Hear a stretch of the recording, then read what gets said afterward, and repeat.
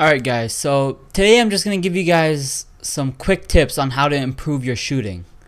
Now, what I used to do is, let me just first off tell you guys that I have 2 tips.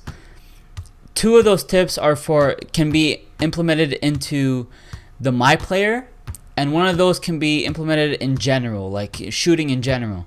So for My Player, the first tip is using the Kyrie Irving jump shot. That one is because when you're doing a jump shot, the most important thing is not being fast or slow. You need the release to be in between. So it needs to be enough to be a normal release. For example, when you move, like, you don't want it to be Sean Marion where he just like dashes it up like that, and you don't want it to be like, let's say Shaq, and it goes slow. So Kyrie Irving, if you look at it, his is really like average. It's normal. And don't look at me missing because I have like 63-point shooting. I didn't upgrade it yet. The game's still new, so I didn't upgrade anything yet. I only have 63-point shooting. So when you look at his release, it's very like in between, not slow and not fast, right? So with the Kyrie Irving pack, it's like 1000 VC, but I think it's very worth it. Like, it's a perfect release, perfect jump shot. Just everything about it is perfect, and plus Kyrie Irving has a really good jump shot. that's all I gotta say.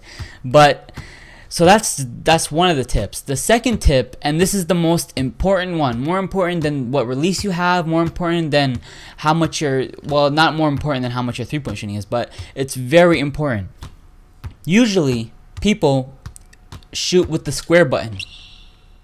So yeah, you usually miss it if it doesn't hit the green light. When you shoot with the square, 2K doesn't really like that. So the majority of the time they're gonna make you miss it.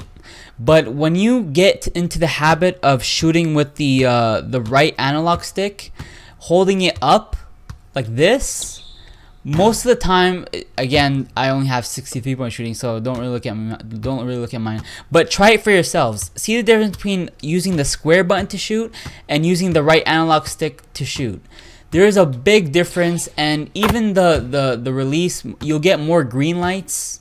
I've noticed that a lot. You get a lot more green lights than when you're using square, because when you're using square, it's very sensitive, so it'll like, the release won't be on point. But when you use the analog stick and you release it, it will like slowly, I don't really know how to explain it, but it slowly releases when you're using the analog stick. But when you're using the square, the release is too quick because it uses too much power when you're using the square. So the release, it comes back instead of, like, let me show you guys. I'm using the square right now. I'm gonna use the square button right now. Notice how it moves. It comes back, it hits the top, and then comes back.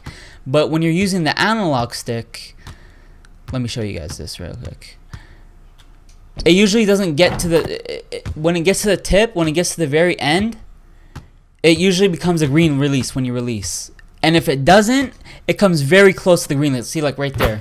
So it's like an assist. It helps you. It helps with your shooting. It drastically helps you, actually. So that's the biggest tip that you guys can use in general. Using the analog stick. Just get into the habit. Trust me. I know it sucks because I'm so used to shooting with square, and I'm sure you guys are used to shooting with square. But once you get into the habit, you guys will see like a huge difference. It only takes like a couple hours to get it on point, right? And then you guys can start using it in games and everything. It only takes a couple hours to get into the habit of it. So just try it for yourselves. If it works for you, then perfect. The job here is done. So I hope you guys use this and find benefit. I hope you guys liked the video. If you guys liked it, like and subscribe, and I'll catch you guys on the next one. Bye bye.